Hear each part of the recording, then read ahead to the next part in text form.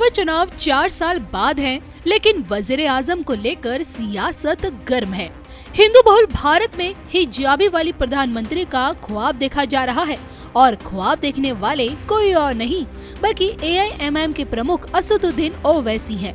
इंदिरा गांधी के बाद भारत को दूसरी महिला प्रधानमंत्री अब तक नहीं मिल पाई है, न ही कोई मुसलमान वजीर आजम बन पाया है।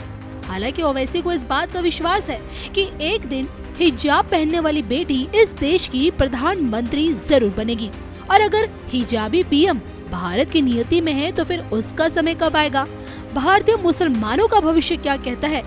इसी को लेकर अमेरिका के बोस्टन शहर से ज्योतिषाचार्य PVR नरसिम्हा राव की अचंभित कर देने वाली भविष्यवाणी क्या है, देखिए सिर्फ और सिर्फ धर्म ज्ञान पर। भारत का मुसलमान है, उसका भविष्य क्या कहता है आने वाले वर्षों में?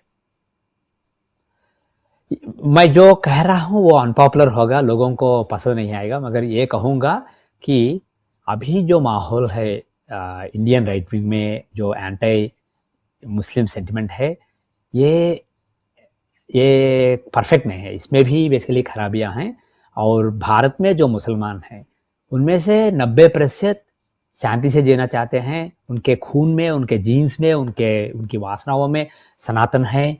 और वो शायद क्योंकि उन्होंने ये किताब पढ़ा था जिसमें कहा है कि अगर आप कुछ और देवताओं को मानेंगे तो हराम है, आप नरक जाएंगे, इसलिए वो नहीं पूजा पाठ नहीं कर। ये ऐसे मुस्लिम भी हैं जो हनुमान जी की पूजा करते हैं या राम जी की पूजा करते हैं, मगर ज़्यादा से ज़्यादा मुसलमान वो कुरान नहीं पढ़ेंगे, वो नमाज ही करेंगे, मगर वो बेसिकली जो भी और दूसरा करते हैं उनके खिलाफ कोई हिंसा नहीं करना चाहते हैं, उनके साथ कोई एग्जिस्ट करना चाहते हैं।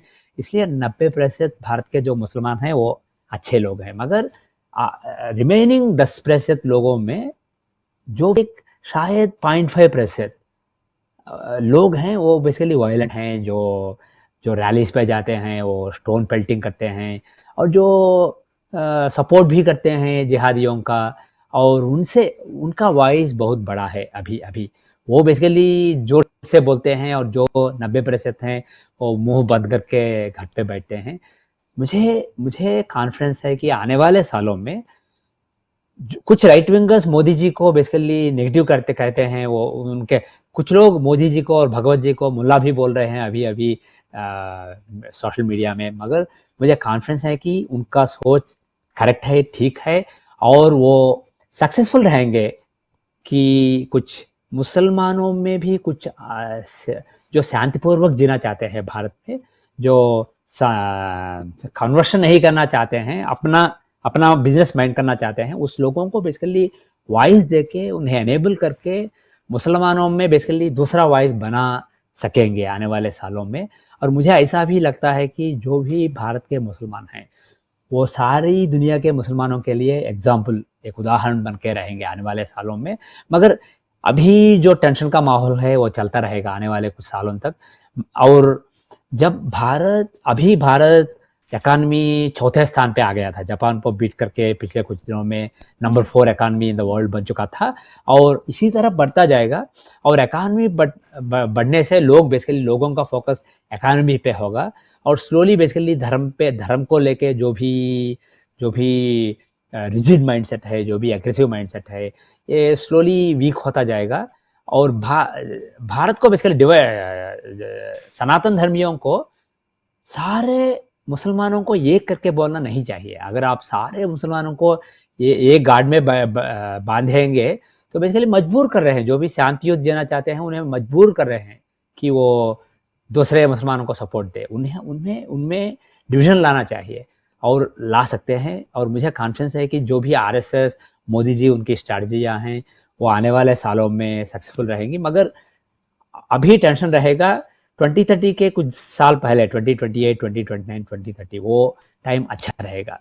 ये इन धर्मों के बीच में बेसिकली कुछ सहृदय वातावरण आने के लिए ये समय बहुत ही एडवांटेजेस होगा। मगर मुझे ऐसा नहीं लगता है कि एक बड़ा सिविल वॉर होगा या सारे हिंदू ट्रबल में होंगे।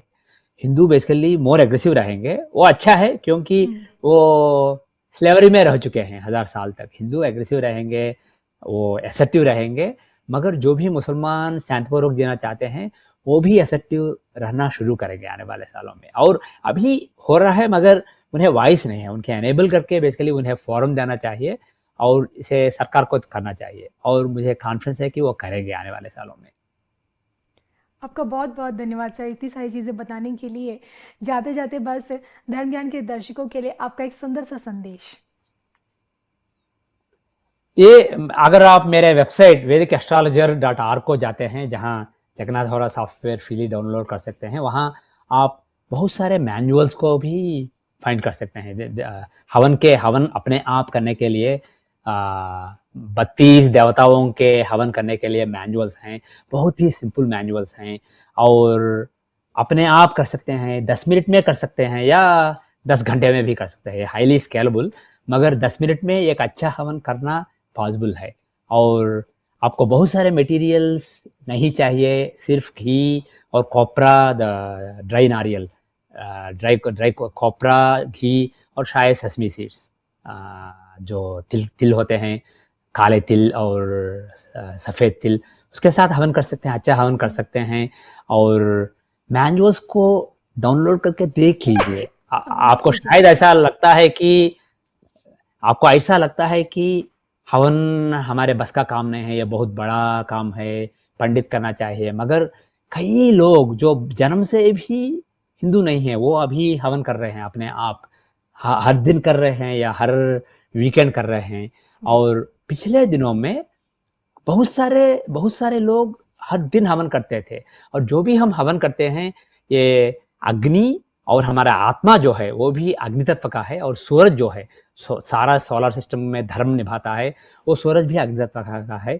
इन तीनों में रेजोनेंस होता है, आत्मा में, सूरज में, और आपके आगे जो हवन का अग्नि है उसमें रेजोनेंस होता है।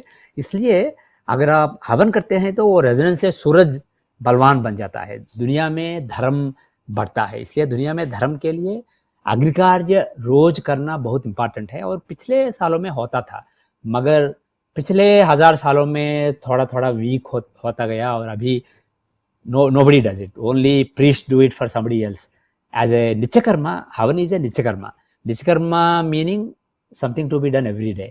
इसलिए डाउनलोड कीजिए, कोशिश कीजिए। अगर पहले 2-3 बार आपको शायद कुछ डिफिकल्टियाँ होंगी अग्नि को मेंटेन करने में या मंत्रों का बेसिकली उच्चारण करने में, मगर 2-3 बार हमने मैनुअल को बहुत सिंप्लीफाई किया था, जो कि जो लोग संस्कृत नहीं जानते हैं वो भी कर सकते हैं। इसलिए ट्राई कीजिए, और जो भी दुनिया में इंस्टेबिलिटी अभी दिखाई देती है और बढ़ता जाएगा आने वाले सालों में, उसमें अपने आप को ग्राउंडेड रखने के लिए अगर आप हवन करना शुरू करेंगे तो अग्निमुखावय देवाः, fire is the connection to the divinity. Basically Agni हमें देवताओं से जुड़ता है, इसलिए ट्राई कीजिए हवन करने के लिए।